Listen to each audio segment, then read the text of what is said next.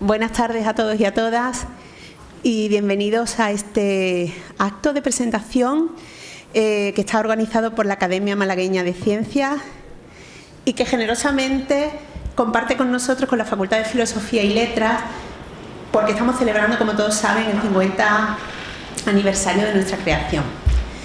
Le voy a dar la palabra a la profesora Elvira Rocabarea, que va a hacer la presentación de nuestro ponente, del director y además rector de la Universidad Camilo José Cela, el profesor Jaime Ordóñez.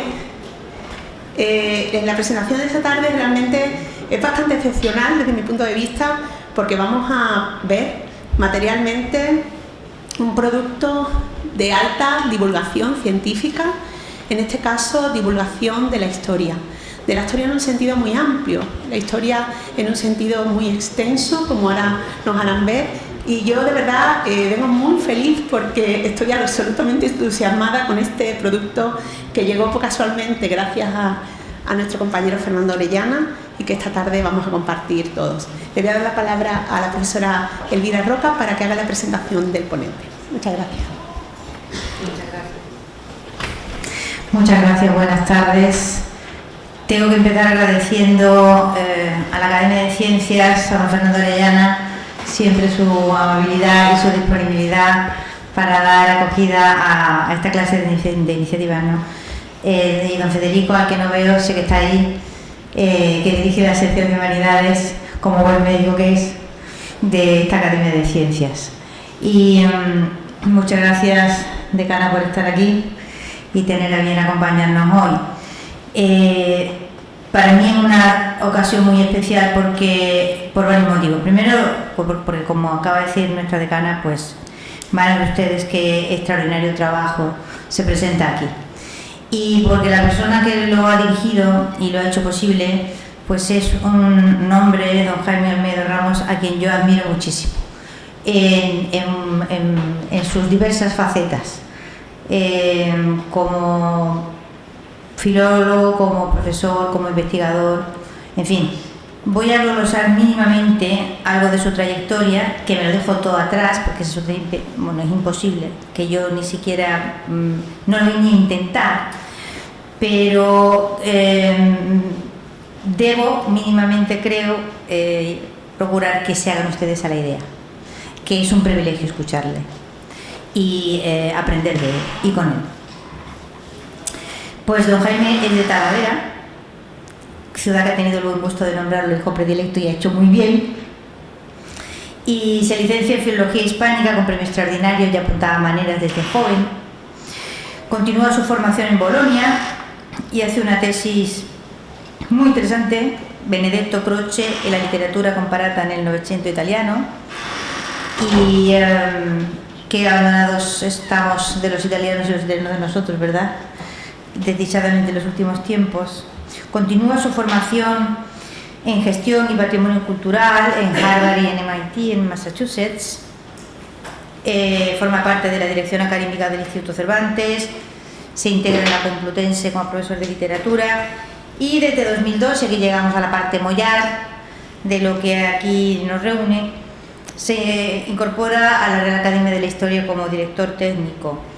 Y saca adelante dos iniciativas, pero dos que son absolutamente extraordinarias. La primera, el Diccionario Biográfico Español, en el que participan casi 5.000 historiadores, y es un trabajo monumental que luego, aparte de tener una versión en papel, tendrá otra digital disponible. Y a partir de ella, con esos carriles, comienza la creación de este portal de historia hispánica, que es un proyecto pionero a nivel internacional y que le ha dado a España pues esta herramienta, vamos a llamarla así, capaz de geoposicionar su historia completa a lo largo de los siglos en un sistema que él les va a explicar la mar de bien, porque eso lo hace genial, que integra más de 1.500 puntos geográficos con todo aquello que en esos puntos sucedió y se cruzó. Esto está así muy mal explicado y yo no voy ni a intentar siquiera que ustedes lo entiendan, pero él lo va a hacer divino y ya verán que les va a parecer algo formidable, no solamente como o vía de conocimiento, sino también que esto es, a mi modo de ver, casi tan importante como lo primero, como semillero de posibles investigaciones, ¿no?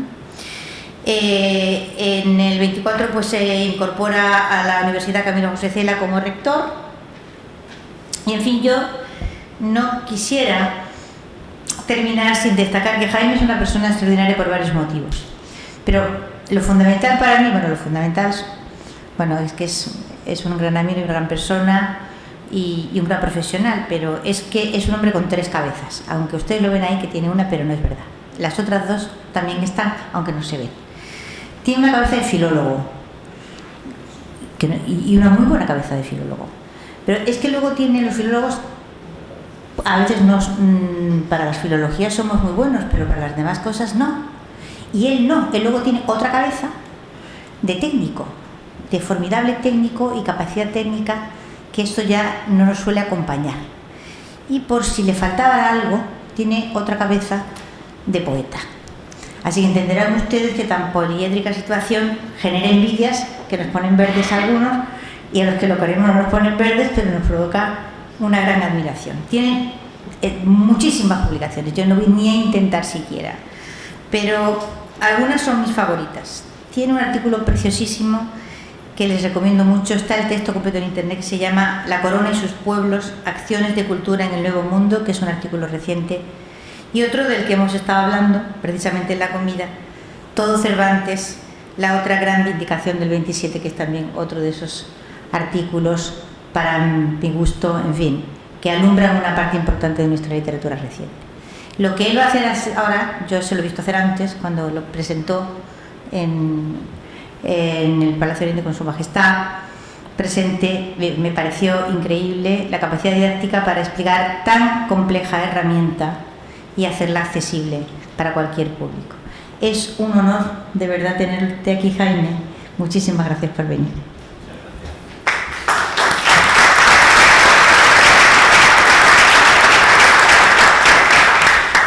Bien, toma la palabra. Muchísimas gracias, decana. Muchísimas gracias a todos. Muy buenas tardes. Muchísimas gracias por estar aquí. Querido Fernando, presidente de la Asociación Malagueña de Ciencias, decana de la Facultad de Filosofía y Letras de la Universidad de Málaga, y querida Elvira, muchísimas gracias por tus palabras. No sé si tengo 1 o 3 cabezas, pero sí que tengo un único corazón para, de verdad, estar feliz de estar aquí esta tarde, de volver a Málaga, que siempre es un gozo, de encontrarme con buenos amigos y de poder contarles a ustedes lo que es este proyecto de la Real Academia de la Historia, hecho ya realidad, y es lo que voy a tratar de hacer en los próximos minutos. Entonces, para ello traigo 2 vídeos muy breves. Uno de ellos me va a servir un poco de pórtico para situar las características o magnitudes principales del proyecto, que finaliza con las palabras que pronunció Su Majestad el Rey don Felipe VI el día que lo presentamos en el Palacio Real, en el Salón de Columnas. Y después de ese vídeo, como digo, un vídeo de unos 2-3 minutos, sí que pasaré ya a una ejemplificación, una demostración de lo que puede ser el funcionamiento de la plataforma del portal Historia Hispánica y una de sus posibles aplicaciones, con ejemplos prácticos y concretos de cada una de sus posibilidades. ¿De acuerdo? Pues vamos a ver juntos este primer vídeo que les digo, y después pasamos a la demostración del funcionamiento de la herramienta. La Real Academia de la Historia fue erigida para fijar los tiempos y aclarar los hechos, desterrando las ficciones de las fábulas, ajustando los sucesos a la más exacta cronología. Y así, como a la historia sirve la cronología, debe la geografía ayudar a entrambas. 150.000 referencias geográficas, desde el año 1.350.000 a.C. hasta la actualidad. 20.000 acontecimientos históricos, más de 50.000 personajes.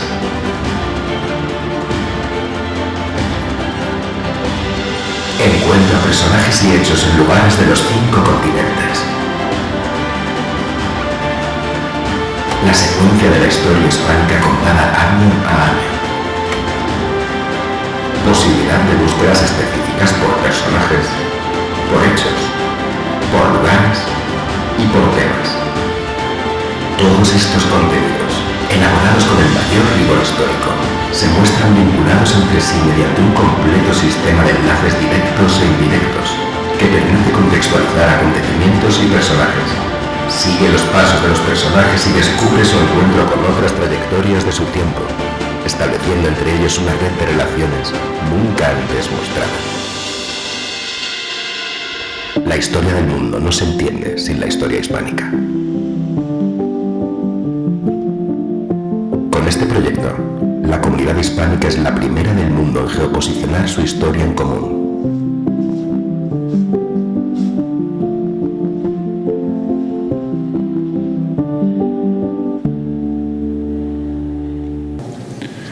El portal Historia Hispánica es un proyecto grandioso, fascinante, que despliega sus amplísimos contenidos y capacidades sin desplazar su centro de gravedad, nuestra identidad histórica y actual. En la navegación por sus páginas vemos nuestra cultura proyectada a través del tiempo en un ámbito geográfico global. La forma en que se muestran sus contenidos es la cartografía de nuestro pasado, pero también la guía para nuestro presente. La historia hispánica, el mundo hispánico, es hoy una realidad global con presencia efectiva y pujante en los 5 continentes. Y este proyecto que nos presenta hoy la Real Academia de la Historia hace mucho más visible y comprensible esa presencia a través del tiempo. El portal Historia Hispánica presenta una forma completamente novedosa de contar la historia.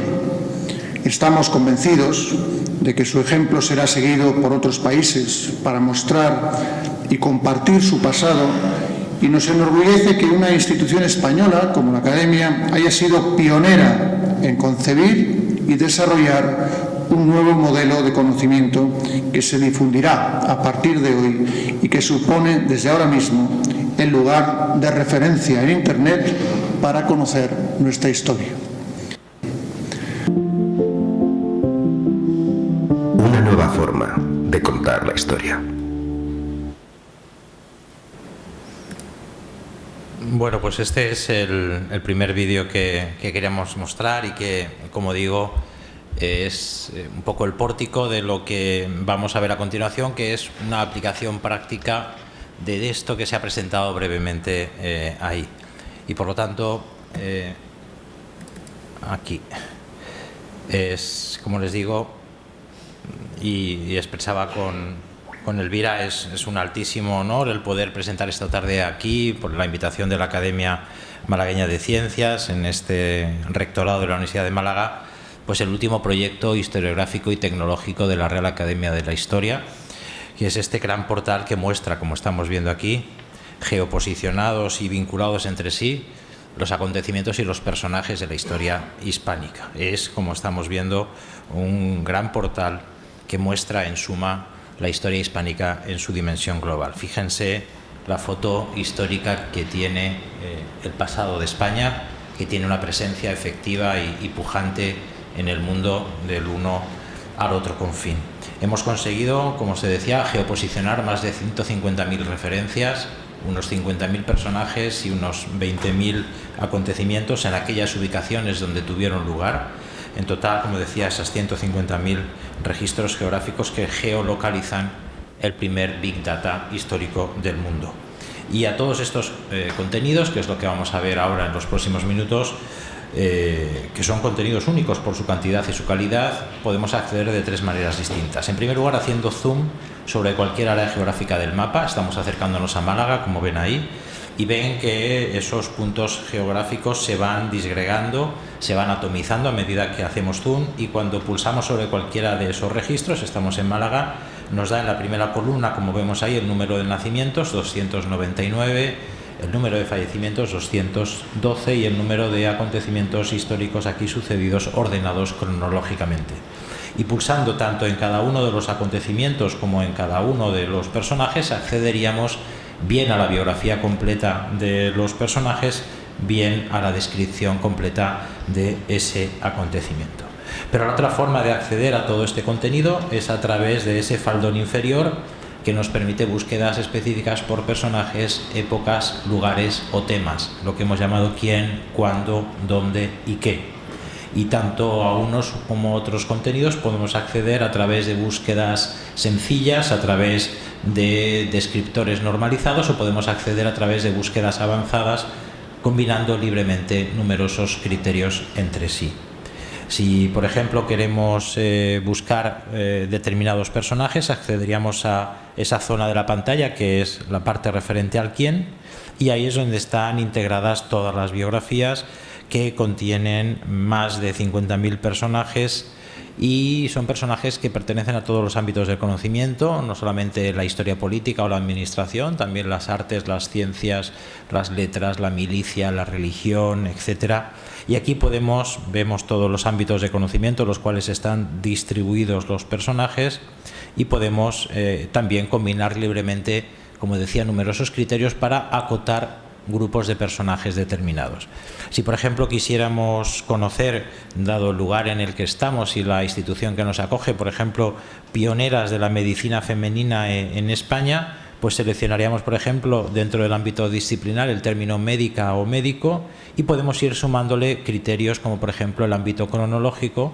Podemos establecer un rango de años, es decir, médicos nacidos hace 200 años, en 1825 hasta 1925, y podemos añadir un criterio como podría ser, por ejemplo, el del sexo. Añadimos mujer, y que lo que vamos a recuperar son perfiles de pioneras de la medicina femenina en España, nacidas entre hace 200 y 100 años. Y aquí hay personajes interesantísimos, mujeres como, por ejemplo, Amparo Poch, que siendo la única mujer dentro de sus cursos logró matrícula de honor en todas sus asignaturas. Aquí tenemos otros personajes como el caso de Flora Prieto, que además compuso música, o hoy en día se sigue entregando un premio con su nombre en el Real Conservatorio Superior de Música de Madrid.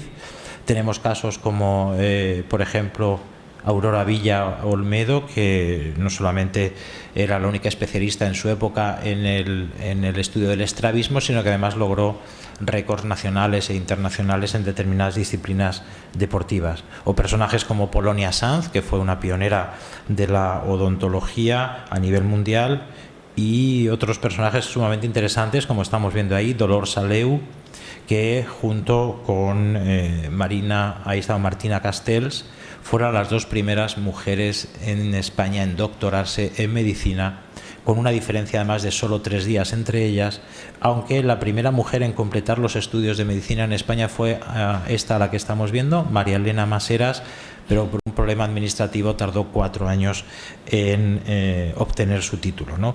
Por lo tanto, vemos perfiles muy interesantes que de otra manera sería difícil localizar, y aquí con solamente 3 filtros, médico, una fecha de nacimiento y el sexo, hemos acogido este grupo de personajes.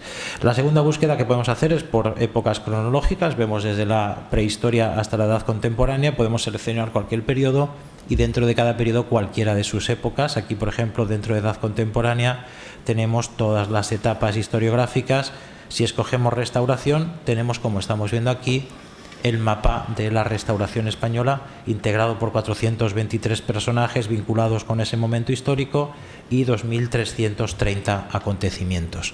En casos como este, en el que hay tantos acontecimientos, podemos escribir cualquier palabra. Por ejemplo, en este caso escogemos la palabra enseñanza y nos va a restringir, ahí vemos a 22 los acontecimientos que de la Restauración tienen que ver con la enseñanza. Y ahí estamos viendo, pues, desde la fundación de la Institución Libre de Enseñanza en 1876, la fundación de la Residencia de Estudiantes en 1910, o ya vinculado con Málaga, esta fundación en septiembre de 1902 de la Academia de Don Ventura, o la Escuela de Don Ventura, y es ese instituto educativo e instructivo, ese pequeñito colegio privado que funda aquí en Málaga don Buenaventura Barranco, y por el que pasan nada menos que 2 premios Nobel como Severo Ochoa, Vicente Aleixandre, o personajes como Emilio Prado, Esteban Salazar Chapela, los hermanos García Herrera, etcétera, etcétera. Cada acontecimiento tiene esta estructura. Primero el mapa que geoposiciona el lugar, después la descripción del acontecimiento, después el enlace a las biografías de los personajes relacionados con ese acontecimiento. Aquí tendríamos el enlace a las biografías de estos personajes que estamos viendo aquí, Alexandre, Prados, Ochoa, etc. Y después una triple contextualización. Nos dice lo que está sucediendo en ese mismo periodo, 626 acontecimientos, lo que está sucediendo sobre ese mismo tema, es decir, educación, maestros, etc., 175 acontecimientos, y lo que sucede en esa misma localización. Lógicamente, al ser tan precisa la localización de la Escuela de Don Ventura, no hay ningún otro acontecimiento histórico relacionado en ese mismo lugar. También podemos acceder a esto que estamos viendo aquí, que es esta línea del tiempo, que es una línea por la que podemos desplazarnos, es una línea de calor que va aumentando su color a medida que aumenta también el volumen de datos históricos y que va desde el año 1.350.000 a.C., donde tenemos la primera datación cronológica, hasta el año 2025. Podemos detener el cursor en el año que queramos, por ejemplo hay 1180 o 1349, y vemos cómo lo hispánico está en un ámbito geográfico reducido, pero si lo dejamos parar en el año 1475, vemos incluso algunos personajes en América antes de la llegada de Colón. Son los caciques indígenas que después se relacionan con los primeros españoles en llegar ahí. Estamos viendo a Calcuchima, a Carrumiñahui y a otros personajes. Y si hacemos zoom sobre la zona de México, vemos incluso un personaje de nombre castellanizado, que es Juan Badiano. No es un español que estuviese allí en 1475, es un indígena nacido en Xochimilco, que con 41 años ingresa en el colegio de la Real Colegio de la Santa Cruz de Tlatelolco, estudia español, estudia latín, traduce incluso esta obra de herbolaria indígena, escrita además por otro indígena, que era Martín de la Cruz, con un estilo que ya en su época se comparó con el de Plinio, ¿no? Bien, como vemos, haciendo zoom sobre cualquier área geográfica del mapa, descubrimos estos personajes en aquella ubicación geográfica donde tuvieron su actividad.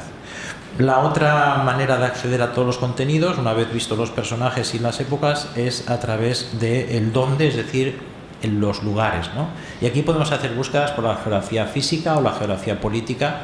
Dentro de la geografía física podemos ver la orografía o la hidrografía, y si seleccionamos, por ejemplo, la hidrografía, nos recuperará todos aquellos personajes y acontecimientos de la historia hispánica vinculados con algún accidente relacionado con el agua, ¿no? Por ejemplo, este sería lo que vamos a ver ahora, todo el mapa de la historia hispánica vinculado con la hidrografía. Acontecimientos y personajes que han tenido que ver con el mar, con algún río, con algún océano, o como estamos viendo aquí, con algún estrecho. Si seleccionamos Canal de la Mancha, vemos que ahí hay una muerte, nada menos que la de Enrique Granados, el compositor, que falleció en el Canal de la Mancha en el año 1916, venía de unos conciertos en Estados Unidos, en plena Primera Guerra Mundial, atraviesa el Canal de la Mancha, se escucha una explosión, su mujer cae al agua, él, por intentar salvarla, se lanza, ninguno de los dos sabe nadar y se ahogan en el Canal de la Mancha.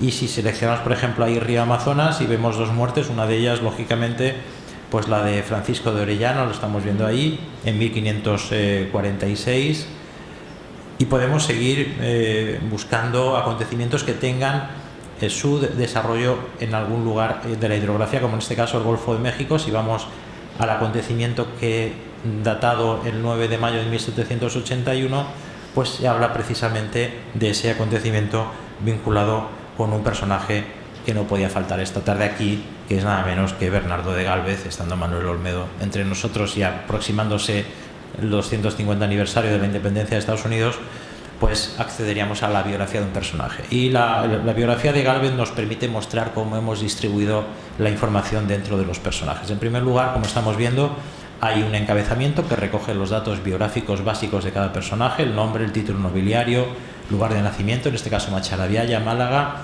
y después su ámbito disciplinar, esa imagen del personaje cuando la hubiere, y después el acceso a la biografía, que es una biografía ordenada cronológicamente, después las obras del personaje, si tuviese cualquier tipo de producción literaria, musical, plástica, y después bibliografía sobre el personaje desde la referencia más antigua a la más actual.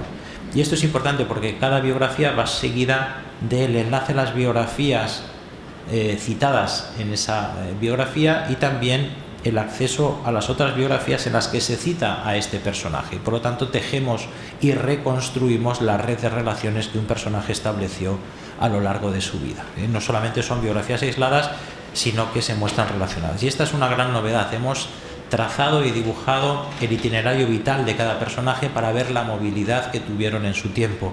Hemos unido todas las etapas de su biografía y ahí vemos, por ejemplo, la movilidad de Bernardo de Gálvez, y lo importante es que podemos pulsar en cada una de las etapas de este itinerario y saber con qué personajes coincide en ese lugar y en ese momento determinado.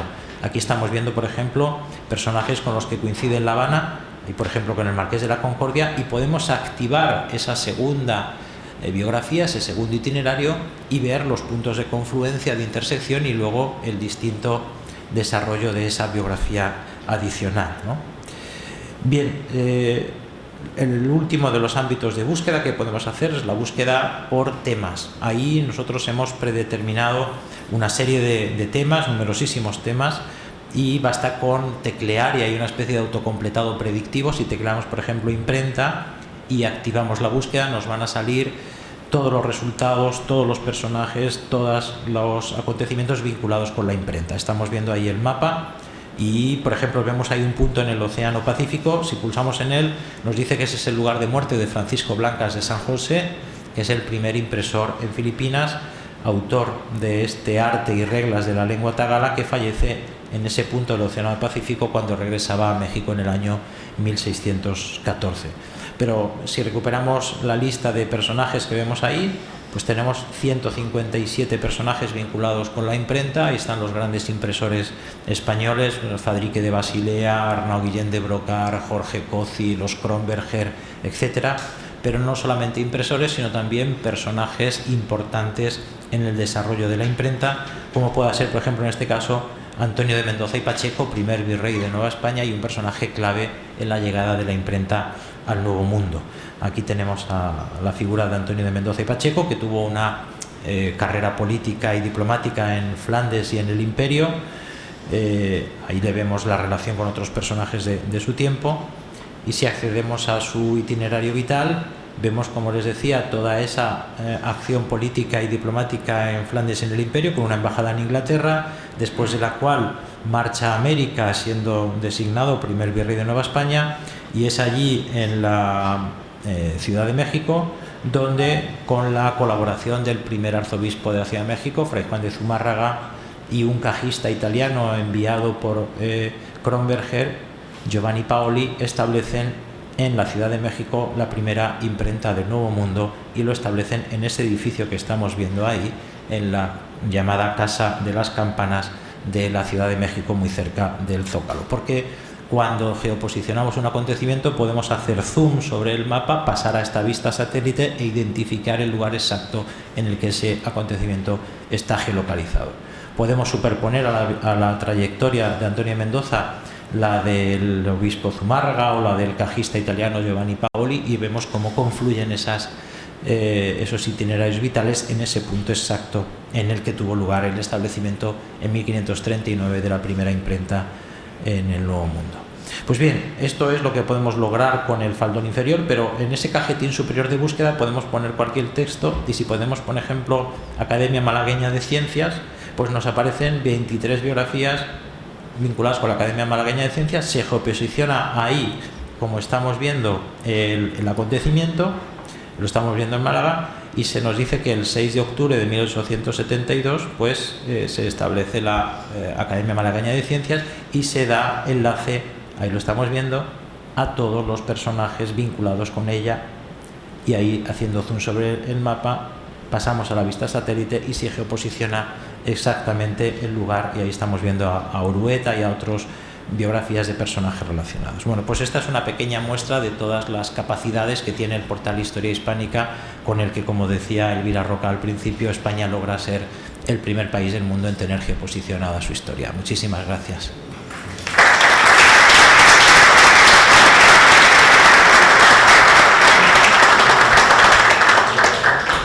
Bien, pues tiene la palabra Fernando Orellana, el presidente de la Academia Malagueña de Ciencias.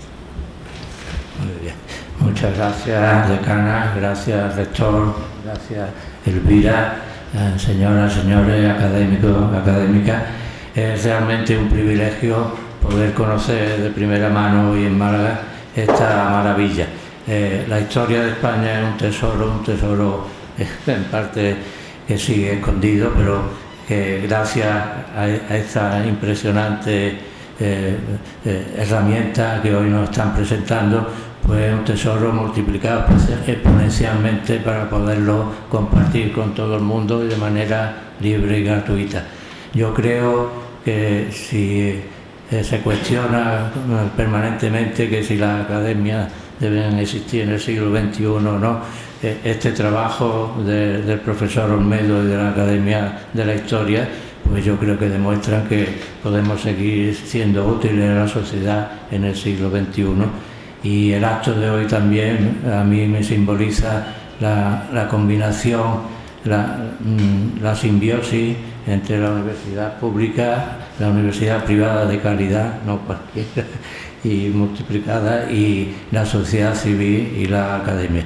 Yo creo que entre todos es para que estemos orgullosos, agradecidos por esta presentación de lujo, y de acuerdo con la decana, y si el profesor tiene a bien, podríamos abrir un pequeño turno de preguntas y de coloquio, porque él nos ha mostrado un flash de las inmensas posibilidades, pero yo creo que sería interesante que comentemos entre todos algunas cosas. Gracias.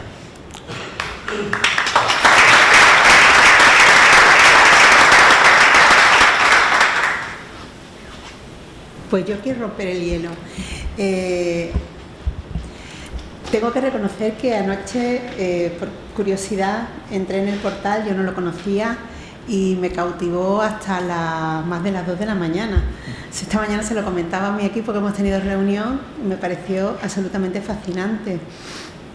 Pero me surgen varias preguntas.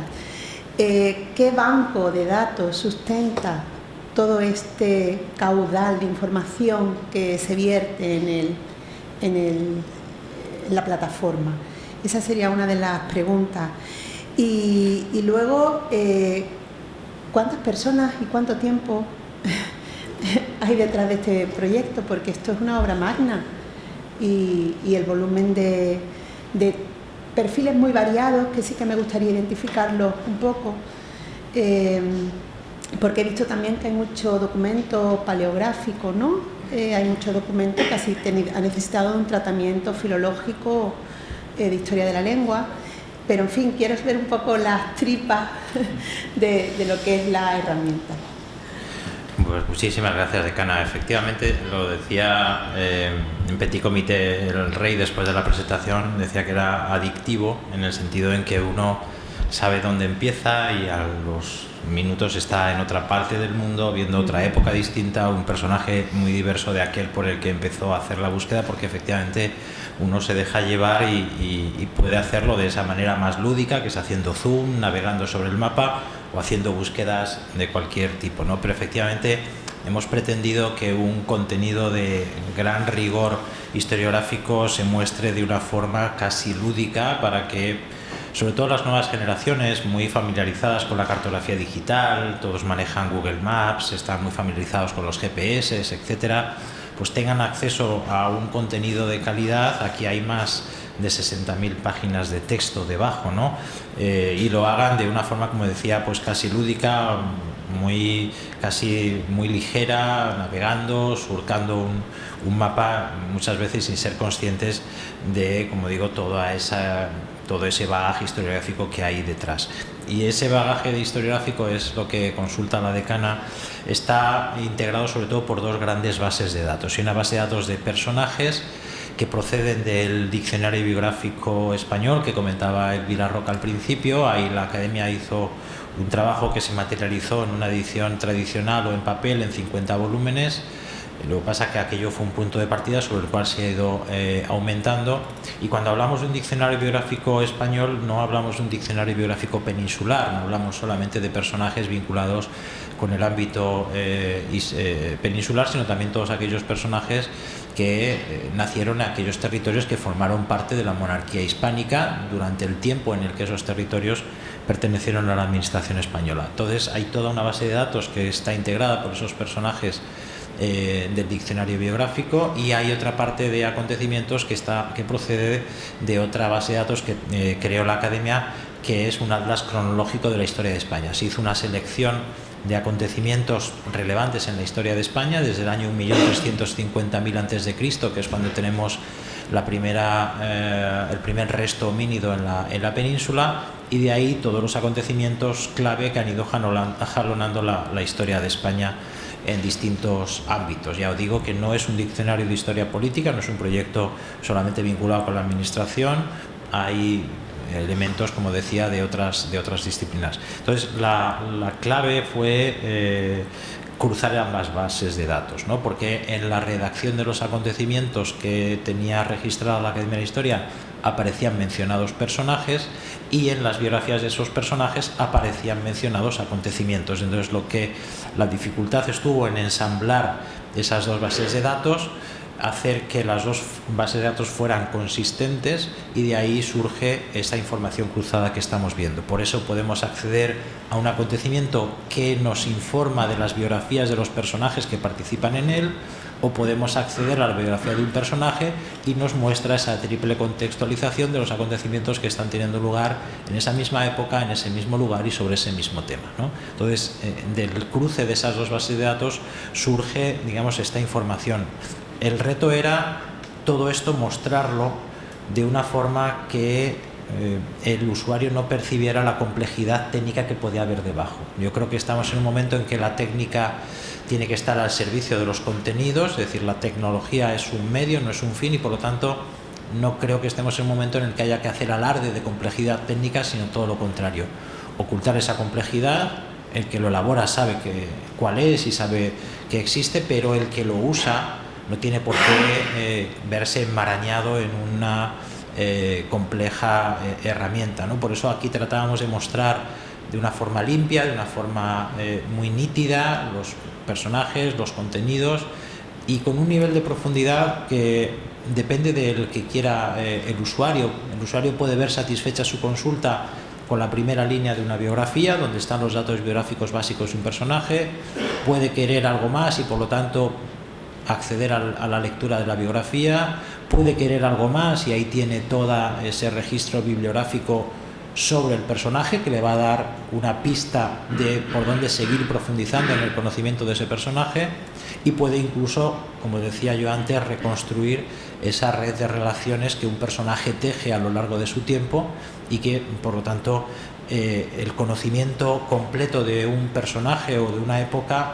no se logra mediante la lectura aislada de un texto, sino mediante la lectura de todas esas biografías que completan la vida de un personaje o un acontecimiento en sí, ¿no? Por lo tanto, estamos yendo a un concepto de historiografía muy polifónico, muy coral. Cada biografía hemos tratado que esté firmada por un especialista, y por lo tanto hay visiones complementarias que lo que hacen es, como digo, esa visión más polifónica, y lo que hemos hecho es que cada texto vaya firmado por el especialista y el usuario sabe quién se responsabiliza de esa información. Es importante porque todos en Internet estamos viendo cómo realmente muchas veces lo que hay son dos cosas, que es por un lado la anonimia, no sabemos quién se responsabiliza de los textos, y por otro lado la volatilidad de los contenidos. Hoy están, pero mañana han cambiado, o puede que no estén, no sabemos muy bien quién se responsabiliza de esos cambios.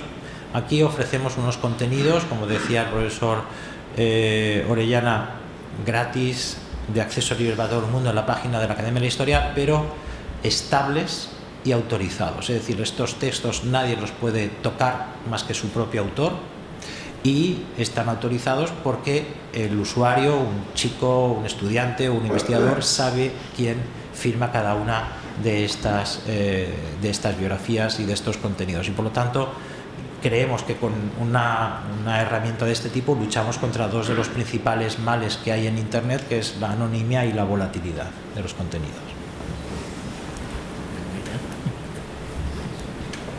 ¿Tienen ustedes? Por mando trabajo, y voy a hacer una pregunta. Si en el portal de Historia Hispánica ponemos Bernardo Velázquez y lo ponemos en Google, encontraremos diferencias importantes de información. Claro, la pregunta no es impertinente. Antes mínimamente contesto a la última parte que me quedaba de la decana cuando mencionaba las personas y el tiempo. Han participado en la obra más de 5.000 historiadores, especialistas, catedráticos, profesores, pertenecientes a más de 500 instituciones nacionales e internacionales, con lo cual hemos tejido una red de conocimiento que excede la capacidad de la propia academia. Como decía muy bien el profesor Orellana, las academias tienen esa función y muchas veces son catalizadoras o coordinadoras de trabajos que exceden su capacidad en cuanto a la que tengan sus propios miembros, y lo que ha hecho aquí la academia ha sido reconocer que un proyecto de estas magnitudes pues excedía su capacidad. Lo que ha hecho ha sido coordinar la labor de historiadores en España o en América, ¿no? Y efectivamente, cuando nosotros aquí ponemos Bernardo de Gálvez o ponemos Juan de Mariana o ponemos cualquier otro personaje, o Vicente Aleixandre o Emilio Prados, aquí nos sale la información que el especialista ha escrito sobre ese personaje, y puede diferir de la que haya en Google, ¿no? Y evidentemente son dos fuentes distintas, y lo que nosotros planteamos es que aquí hay, frente a esa otra información, como decía antes, la certeza de que está redactado por un especialista, que hay una institución como la Real Academia de la Historia que se responsabiliza de la veracidad de ese texto, y por lo tanto a alguien, un estudiante o cualquier persona, le damos un elemento de refrendo, un elemento de garantía en cuanto a la solvencia de esos contenidos, que además son contenidos, como decía antes, que el hecho de estar vinculados con otros personajes hace que realmente los contenidos sean consistentes, y muchas veces las biografías se completan a sí mismas, entre ellas, de forma involuntaria. El caso de Vicente Aleixandre además es muy, muy claro, ¿no? Porque en la biografía de Vicente Aleixandre tiene una tuberculosis renal que se le recrudece cuando tiene 32 años. Hasta ese momento solo ha publicado un par de libros, que son Ámbito y Espadas como labios, y hay que someterle a una operación que en ese momento se califica como una operación de vida o muerte, y que hay que extirparle un riñón, y en ese momento esa operación la hace Pedro Cifuentes, que es un reputado urólogo del Madrid del momento. Pues bien, ese episodio, que es fundamental en la biografía de Vicente Aleixandre, no aparece mencionado en la biografía de Pedro Cifuentes, que tiene también entrada, porque Pedro Cifuentes luego fue catedrático, llegó a ser académico de la Real Academia de Medicina.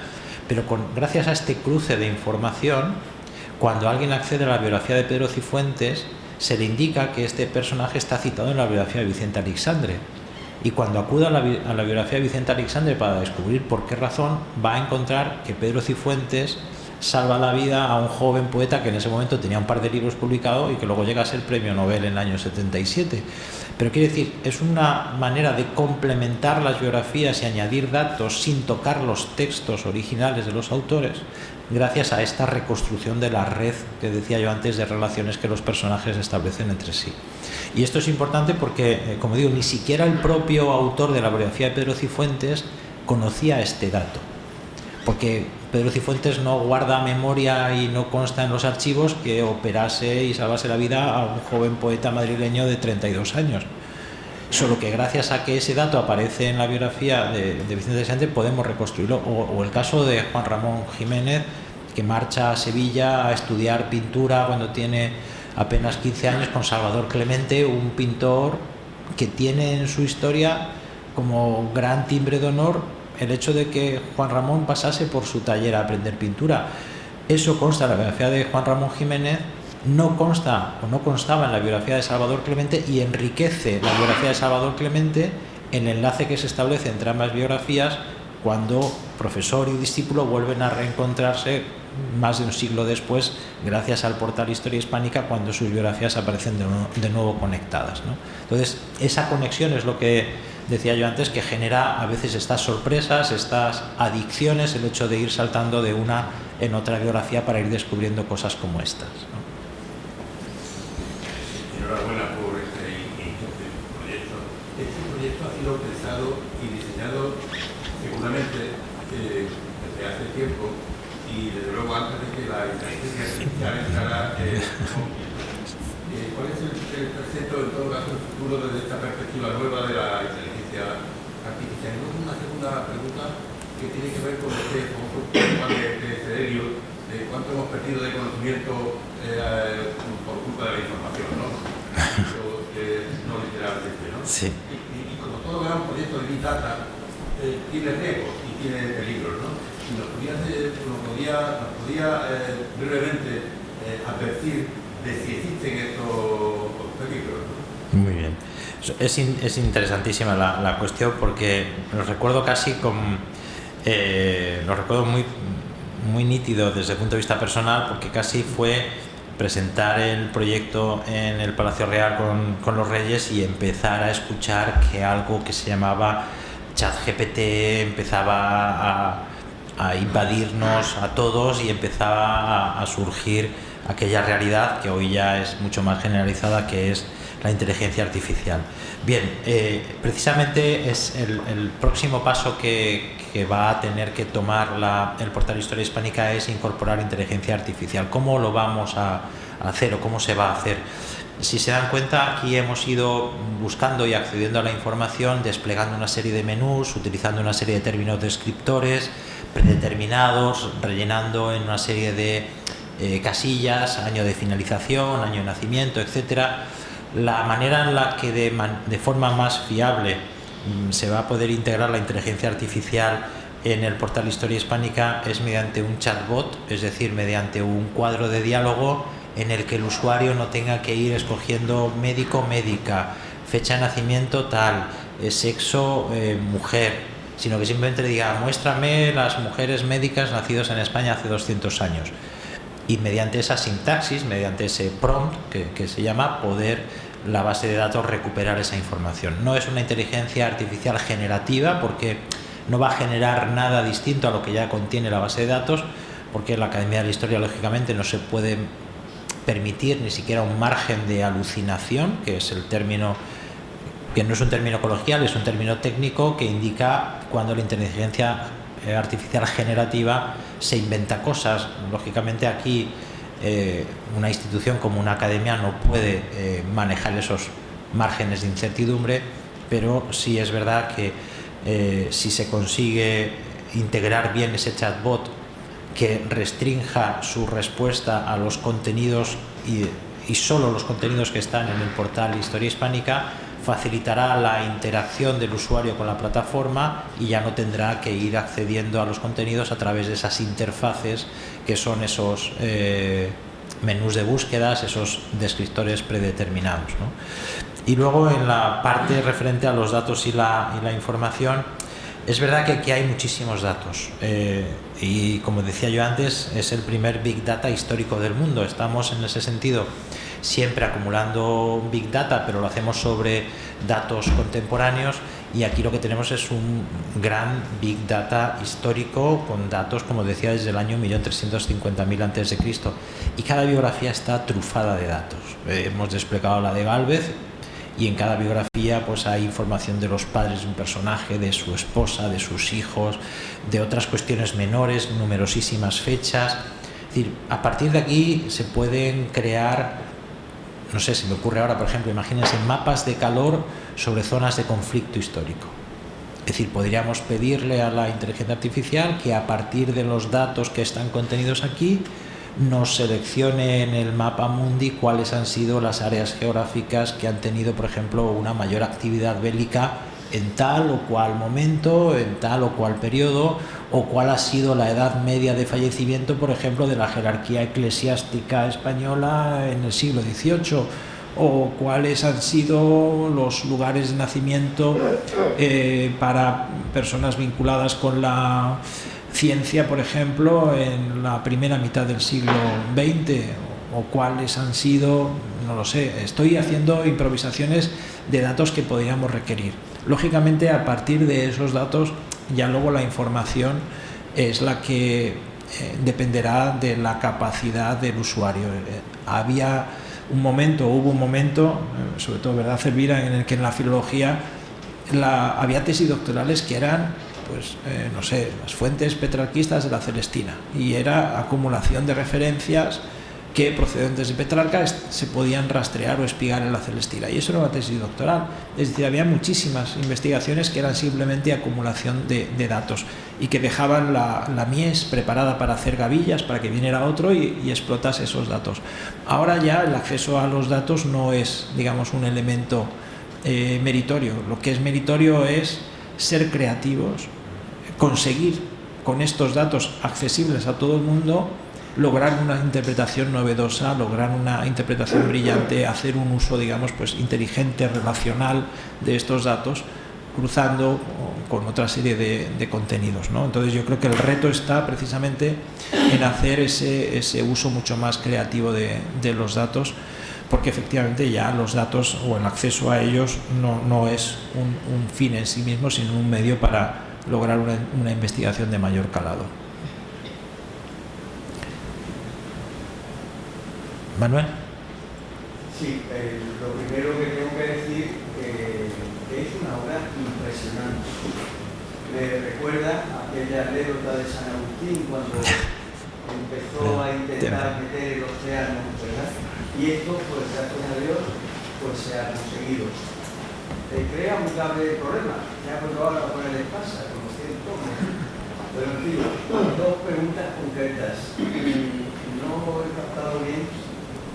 Hay un equipo que tiene que ir incorporando los resultados de nuevas investigaciones, y eso está en marcha. Y la segunda es, ¿cuánto ha costado esto y quiénes han sido los mecenas a los que ha habido que convencer para que invirtieran en esta gigantesca obra cultural? Muy bien. Voy a contestar a las dos cosas. Bueno, el equipo, efectivamente, la Real Academia mantiene un equipo de 3 personas que se ocupa del mantenimiento del portal. ¿Cómo lo hacen? Sobre todo contactando con los autores, que son los que muchas veces de forma proactiva comunican a la Academia, dicen, oye, sobre mi personaje se acaba de publicar una monografía, añadid la referencia que acaba de salir. O a veces la Academia contacta con el autor porque ha tenido esa noticia de esa novedad bibliográfica y pregunta al autor, pues hemos tenido conocimiento de esta publicación, ¿se añade o no se añade? Y es el autor el que decide, pues sí, porque es importante, no porque no aporta nada. Es decir, no es una bibliografía acumulativa la que hay sobre los personajes, es una bibliografía selectiva, seleccionada por el especialista. Entonces, esa actualización bibliográfica se logra mediante la comunicación con el autor del texto. ¿Qué pasa cuando el autor fallece? ¿Qué ha pasado? Lo que se hace es, hay varias opciones, pero una de las principales es que la Academia identifica a, digamos, un especialista sobre ese personaje, que es el que, digamos, va a tomar el testigo de ese texto hecho por el anterior autor. Van a aparecer cofirmando los dos ese nuevo texto resultante, que es una resultante del texto elaborado inicialmente por el especialista anterior, más las actualizaciones realizadas por el nuevo autor que se incorpora, como digo, en ese proceso, ¿no? Y por tanto ese equipo es el que mantiene viva la obra en cuanto a estas novedades y en cuanto a la adición de nuevas biografías. No nos hemos detenido, pero en la esquina superior derecha del portal Historia Hispánica hay un buzón, hay un sobrecito a través del cual cualquier usuario puede interactuar con la Academia. Ya he dicho que los contenidos no los pueden tocar, y eso al usuario le da la tranquilidad de saber que esos contenidos no pueden ser modificados por un tercero de forma independiente o alegre, ¿no? Pero sí podemos comunicar con la Academia y hacerle llegar, oye, hemos detectado un fallo, ustedes dicen que tal cosa sucede en tal fecha, pero efectivamente no es así. Nos ha pasado muchísimo recibir comunicaciones, decir, oiga, ustedes dicen que tal personaje muere a finales del siglo XIX, es mi abuelo y tenemos la partida de defunción y le podemos dar la fecha exacta. Y siempre que hay una comunicación de ese tipo pedimos la prueba documental, por lo tanto se nos envía la partida de defunción en ese caso o cualquier otro dato y se corrige el dato objetivo. No entramos en valoraciones subjetivas. Digan ustedes que este personaje fue un malvado o este personaje fue un chorizo. Evidentemente en eso no se entra, pero sí en la modificación o corrección o precisión de datos objetivos, ¿no? Y en ese sentido, como digo, se puede uno comunicar con la academia para esos datos concretos o incluso para proponer la adición de un personaje o un acontecimiento que no encuentre. Oiga, ustedes no han recogido la biografía de tal personaje o no está recogido de una manera exenta o individual este acontecimiento. Eso nos está permitiendo llegar por capilaridad a un nivel de descenso y casi de historiografía local que inicialmente la academia no había contemplado, porque la academia sube ahí una masa de datos perteneciente a más de 20.000 acontecimientos que ahora va descendiendo a acontecimientos menores, más granulares, gracias a la aportación que hacen muchos de los usuarios y que se revisa en un consejo editorial que tiene la academia, que se reúne periódicamente para precisamente mantener la base de datos actualizada. Y luego el coste. Bueno, ahí ven que está el Ministerio de Ciencia, Innovación y Universidades, y es porque este es un proyecto que se ha hecho con una ayuda ministerial publicada y por lo tanto es público y la ayuda se concedió públicamente y se ha auditado públicamente. 125.000 euros ha costado el proyecto, que no es una cifra, podríamos pensar, no sé, en cifras y magnitudes mucho mayores. Hay millones de euros concedidos a otras cosas. 125.000 euros se recibieron del Ministerio y se emplearon en esto y no se ha gastado ni un euro de más ni un euro de menos, ¿de acuerdo? Muchas veces, pues eso, la pobreza aguza el ingenio, ¿no? Y tienes una cantidad y tienes que ceñirte a esa cantidad y hay que hacer lo que sea posible. Entonces, es verdad que hemos trabajado sobre cartografía digital de Google Maps, que es la más fiable, y hemos tratado de optimizar todo lo posible. Todas las imágenes que se muestran, lógicamente, son imágenes libres de derechos. Hemos logrado que, pues eso, se podía buscar imágenes mejores. Cuando no las hay es porque no están libres de derecho. Claro, ilustrar una obra que tiene 150.000 registros, imagínense solamente si cada imagen costase un euro, ¿no? O sea, ¿en qué cifras estamos? Entonces, es decir, decisiones de ese tipo son las que hacen que una obra pues sea digna, y pueda ser gratuita, que es que lo que entendíamos también, como decía el profesor Orellana, el sentido de las academias como instituciones, pues es un servicio a la sociedad. Estamos al servicio de la sociedad como academias y el sentido que tienen el desarrollo de los proyectos es que sean públicos y accesibles a todo el mundo.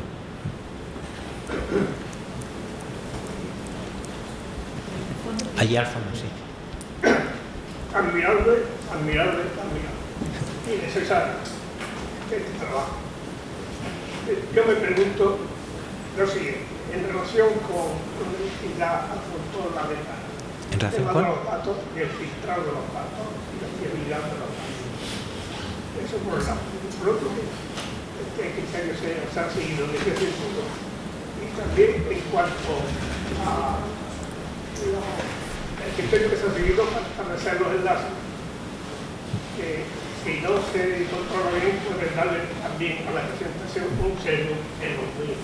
No le oigo, Fernando, tú le oyes.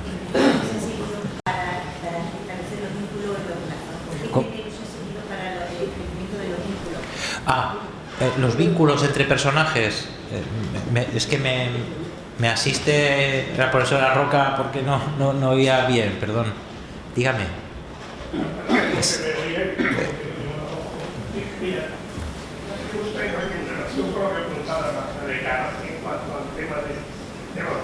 Sí. Sí. Sí. Desde el punto de vista de la fiabilidad, lo que está en filtro, es una herramienta para esos datos. Va. Y por otro, el criterio también que está siguiendo que establecer los buscadores, obviar problemas de centro de la presentación de un trabajo. Muy bien, pues le digo los datos.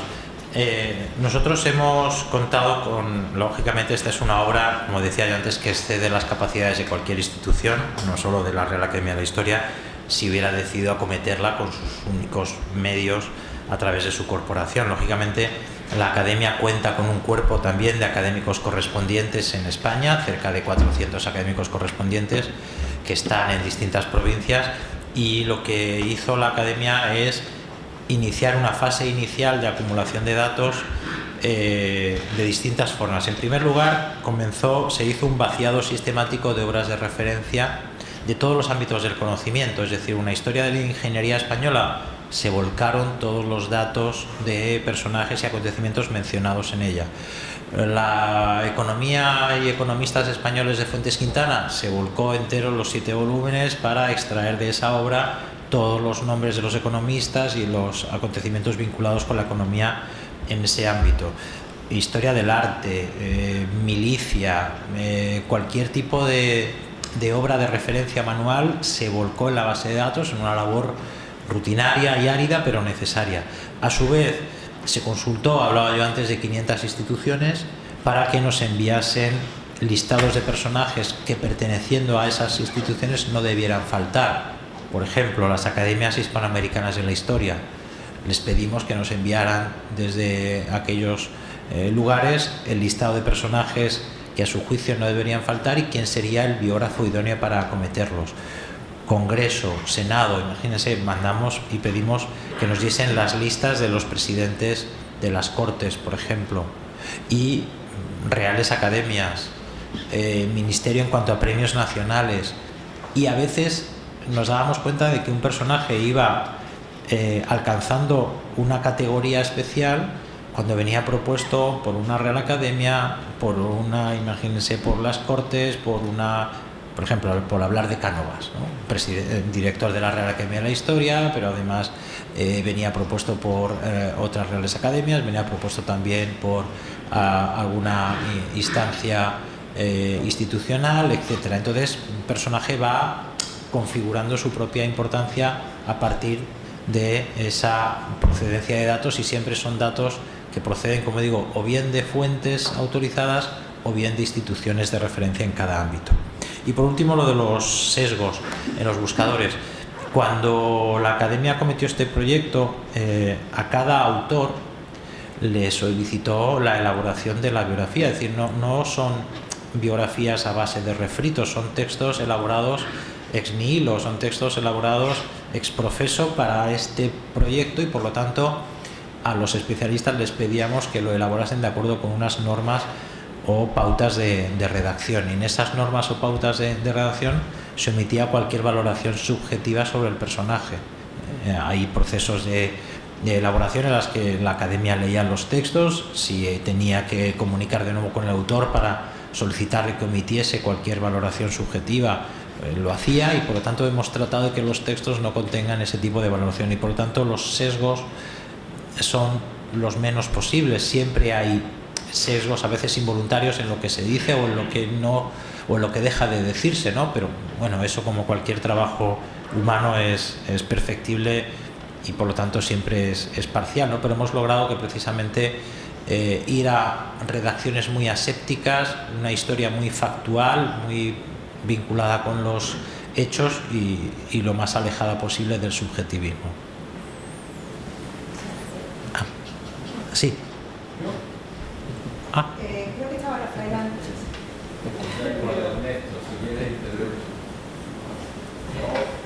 Mi ambición y mi preocupación por el trabajo, pero veo que se utiliza como base de cartográfica el mapamundi de mercado. ¿Por qué estoy en contra de ese mapamundi? ¿El mapamundi de? ¿Cómo? ¿El mapamundi de? El mapamundi de mercado. Ah. Las proyecciones esas paralelas con las que yo no estoy de acuerdo. ¿Cómo que ustedes han razonado la utilización de eso? Bueno, lo que les decía, que hemos utilizado la cartografía digital más, ahora mismo, más general, más fiable, y sobre todo llegamos a un acuerdo con Google para utilizar Google Maps, que en su totalidad lo que muestra es esta disposición cartográfica. Entendemos que es la más convencional, lógicamente habrá personas especializadas que no estén de acuerdo exactamente con esa presentación, pero no queríamos utilizar el vehículo, pues también, como digo, más convencional, más aséptico, más entendible, con el que la mayoría de la gente estuviese más familiarizada, y por lo tanto fuimos a una presentación de un mapa mundi, pues como digo, eso lo más convencional posible. No es un proyecto en el que lo que nos importe sea, o sea, ese no es el fin principal, aunque es verdad que nos servimos de él para mostrar la cartografía, pero al fin y al cabo es una vía de entrada a lo que realmente hemos visto ahí, que es luego la vista satélite. Pasamos de la visión de mapa a la visión satélite cuando ya hacemos zoom sobre las áreas geográficas, y ahí lo que estamos viendo es la vista fotográfica del lugar exacto en el que suceden las cosas, ¿no? Con independencia de la presentación macro o esa foto fija inicial, que es verdaderamente impresionante, porque ningún país del mundo podría mostrar esta foto fija inicial. Es que Suiza, por mucho que quiera, no puede, o no digamos Estados Unidos, ¿no? Es decir, lo que tiene España aquí es una presencia global. Nos damos cuenta de lo que es la historia hispánica cuando nosotros soltamos la base de datos por primera vez en Google Maps. No sabíamos cuál iba a ser el resultado, pero lo que fue soltar esa información sobre Google Maps y ver cómo se salpicaba el mapa entero, con personajes en los 5 continentes, incluso en los océanos, naciendo o muriendo en travesías. Es que fue impresionante, fue verdaderamente emocionante, porque nos dimos cuenta de lo que ya sabíamos, pero que ahí lo está viendo cualquier chico joven. Es que hablo mucho de los chicos jóvenes porque es que es casi el objetivo principal, ¿no? Que ellos se familiaricen con una idea de España como un país que ha tenido algo que decir en el mundo. Y lo dice mucho Carmen Iglesias, la directora de la Academia, que no se entiende la historia del mundo sin la historia de España, y esto no lo pueden decir otros países, ¿no? Sí.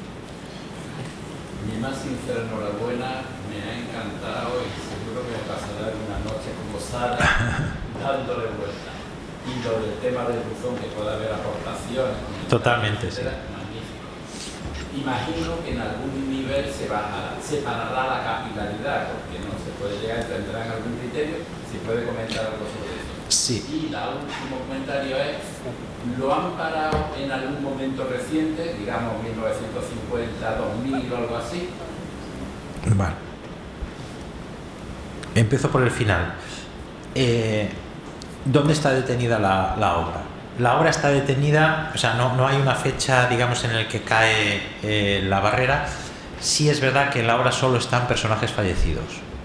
¿De acuerdo? Entonces, un personaje vivo, por muy relevante que sea, no tiene presencia como biografía en el portal Historia Hispánica. ¿Por qué?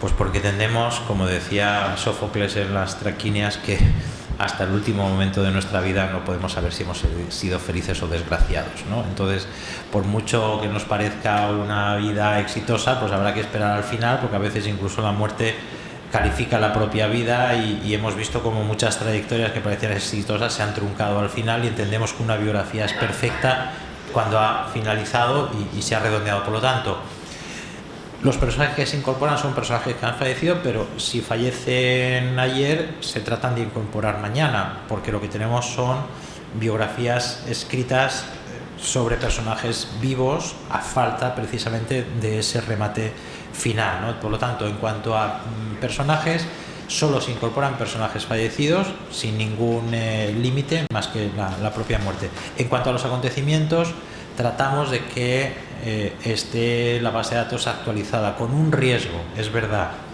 y es que a veces nos falta perspectiva histórica, y tratamos de incorporar acontecimientos que sean verdaderamente relevantes, que entienda la academia, que tienen trascendencia, porque si no estaríamos cayendo en el periodismo más que en la historia al ir acumulando acontecimientos excesivamente recientes, ¿no? Pero no hay, digamos, ningún límite. Tratamos de que esté actualizada, por eso esa línea del tiempo llegaba hasta el año 2025, porque han ocurrido cosas importantes en este año, ¿no?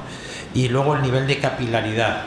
Es una pregunta muy buena, porque si no se detiene ese nivel de capilaridad en un punto, la obra deja de ser homogénea. Imagínense que tuviéramos a una serie de eruditos locales, por no poner otra ciudad en la mía, en Talavera de la Reina, dando información a la academia y la academia, digamos, asumiendo toda esa información, y sin embargo otra área geográfica como Béjar en Salamanca o cualquier otro lugar pues no tiene ese nivel de actividad y la obra podría quedar descompensada. Lo que tratamos es de que ese nivel de capilaridad sea más o menos homogéneo, entonces la academia recibe toda esa información y luego la va publicando a medida que, digamos, tiene esos niveles más o menos equilibrados, homogéneos, para que la obra no se descompense a favor o en contra de un ámbito geográfico u otro, ¿no? Aunque no hay ninguna cuota, ni en personajes ni en acontecimientos. No se estableció, pues tiene que haber tantos personajes de letras, o tiene que haber tantos personajes de ciencias, o tantos de la milicia. Eso sí que es verdad que fue un criterio que marcamos desde el inicio, es decir, no vamos a establecer números clausus, y lo que tenga que resultar, resultará. Es decir, si España ha resultado ser un país de literatos y militares, pues lo será, y si ha resultado ser un país de científicos y religiosos, pues lo será. Pero no queríamos predeterminar el rostro de España asignando una cifra a cada uno de los ámbitos de actividad por una idea predeterminada que pudiéramos tener, ¿no? Y por lo tanto no, y tampoco lo hay respecto de los territorios. No hemos decidido que las provincias tienen que tener todas 50 acontecimientos, o las que son más populosas que tengan 100 y las otras 25. No, porque en un momento histórico una ciudad o una provincia puede tener un protagonismo histórico que luego ha ido perdiendo, y eso es muy interesante y muy bonito de ver. Una de las búsquedas que no hemos hecho esta tarde, pero es ver, por ejemplo, un ámbito geográfico y ver los acontecimientos de ese ámbito geográfico en el siglo XVI, en el siglo XVII, en el siglo XVIII, y a veces en el siglo XVI puede tener 80, en el siglo XVII tiene 60 y luego tiene 50. Vemos cómo, por lo tanto, algunos centros de poder, Medina del Campo, lo que fuera, algunos pues han tenido un momento de esplendor histórico y luego han ido decayendo, y eso es importante de ver, y por lo tanto no hay una predeterminación, aunque sí que hay una voluntad de la academia de que la obra sea equilibrada en sus contenidos. Sin ánimo de crear polémica, estoy absolutamente confundido de que han participado tantísimos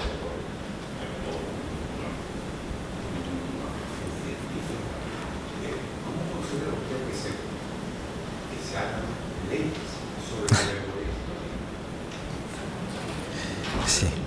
Bueno, la academia, no lo digo para no caer en la valoración personal, la academia hizo una serie de alegaciones a estas leyes y también a las leyes de reforma del bachillerato que postergaban la enseñanza de la historia, que la hacían comenzar en 1808 y bueno, no se tuvieron en cuenta las alegaciones, pero la academia publicó esas alegaciones, y por lo tanto lo que pueda ser mi opinión, que vale poco, la difiero, la emplazo precisamente a ese juicio de la academia que tienen ustedes accesible y disponible en la propia página web, donde verán la exposición completa de las alegaciones que hizo la Real Academia de la Historia a cuestiones como esa.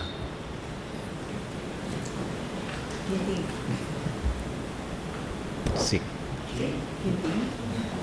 Hasta hace poco se almacenaba el grano en silos, hoy lo almacenamos en la nube. Pero me gustaría saber si esa nube está sobre nuestro territorio o está en otro territorio y dependemos de que uno de los locos que hoy mandan el mundo nos deje sin aguacero. Sí. Bueno, la nube es menos nube de lo que imaginamos. A veces, cuando hablas con las personas, piensan que la nube es una especie de soporte virtual, de codificación de dígitos que contienen así. Las nubes son servidores y centros de datos que están físicamente, muchos de ellos aquí ahora mismo en Aragón, y por lo tanto son menos etéreos de lo que imaginamos y mucho más materiales y físicos, ¿no?, de lo que la gente piensa. Y lo de la consideración de la nube es un término que a veces lleva a equívoco, ¿no? Y bueno, nosotros, la Real Academia de Historia tiene copias de seguridad periódicas de la información que hay en el portal de Historia Hispánica, con independencia de que, lógicamente, tenga que estar alojado en servidores fuera de la academia, porque es un producto que está disponible 24 horas por 7 días a la semana, que recibe consultas ahora mismo desde 194 países, muchísimos de ellos lógicamente en usos horarios totalmente distintos, y hay más de 25 millones de usuarios recurrentes consultando el portal Historia Hispánica, con lo cual hay que asegurar que ese tráfico no tumba el servidor, que el servidor tiene una serie de garantías de acceso suficientes, que está disponible en fechas en las que pues no son fechas hábiles u horas hábiles, digamos, en lo que sería la jornada usual en España, y por lo tanto está fuera de la academia en cuanto a servidor, pero sí que la academia tiene copias de seguridad de los contenidos. ¿Y había una última pregunta? Pues ya que estamos, muy recientemente ha surgido nuevamente una idea del año 2008, y es intentar secuenciar el ADN de esa figura histórica que ha sido citada esta tarde en 5 ocasiones. La idea es que una institución española junto con la UNAM de México puedan encargarse de hacer primero la extracción de muestras de la tumba de don Bernardo y de la tumba de su padre, don Martín de Galvez, y poder ofrecer esos datos, porque es que desde hace 4 o 5 años los Galvez han surgido como amapolas en abril. Hay descendientes de don Bernardo pues por todas partes. ¿Podría ser un tema de interés para este portal de Historia Hispánica? Bueno, a nosotros nos interesa más el pasado que el futuro. Es decir, que alguien se quiera intitular descendiente de Galvez sin tener el timbre para ello, pues será un problema de él. A nosotros nos interesa Bernardo de Galvez histórico, y ese personaje es tan grande como fue, y es un motivo de orgullo que sea uno de los 8 ciudadanos de honor en toda la historia de los Estados Unidos, junto a personajes de la talla de Churchill o la Madre Teresa de Calcuta, ¿no? Entonces, bien, para otros el futuro, para nosotros el pasado. Bien, pues yo creo que hemos extendido bien el acto, ha suscitado un interés que yo creo que se ha satisfecho. Quiero, por último, volver a darle las gracias al profesor Javier Olmedo por estar esta tarde aquí, por haber dejado pues los atributos de rector y volver a la academia y a la ciencia, que yo creo que es lo que nos reconcilia, ¿no?, con nuestra vida, ¿no? Los que hacemos gestión universitaria, nuestro refugio son estos espacios, ¿verdad?, que para mí también son vitales. Yo creo que he visto la presentación con los Reyes, era del año 23, y como reivindico de aquí la necesidad que tenemos los investigadores de difusión, pero de difusión de altavoz. Quiero decir, no nos vendemos bien, no se nos conoce, es una pena que este tipo de productos tan extraordinarios, que tienen un alcance y una relevancia social incuestionable, pues no tengamos las estrategias de marketing que nos posicionen en una situación realmente que es la que se merecen. Cualquier videojuego que tiene una narrativa muy vacua, pues alcanza unas cotas de mercado y unos niveles de difusión impresionantes. Yo de verdad siempre me lamento de que al final todo el trabajo que se hace desde las academias, desde las universidades, muchas veces tiene la gran dificultad de no trascender el espacio de lo público, ¿no? Así que a ver si entre todos le vamos a hacer una campaña de divulgación importante. Yo prometo que mañana esta presentación estará en la página web de la Universidad de Málaga, y por lo que a mí respecta le daré toda la difusión posible, porque lo merece muchísimo. Muchas gracias, decana. Enhorabuena. Y muchas gracias a todos por la asistencia.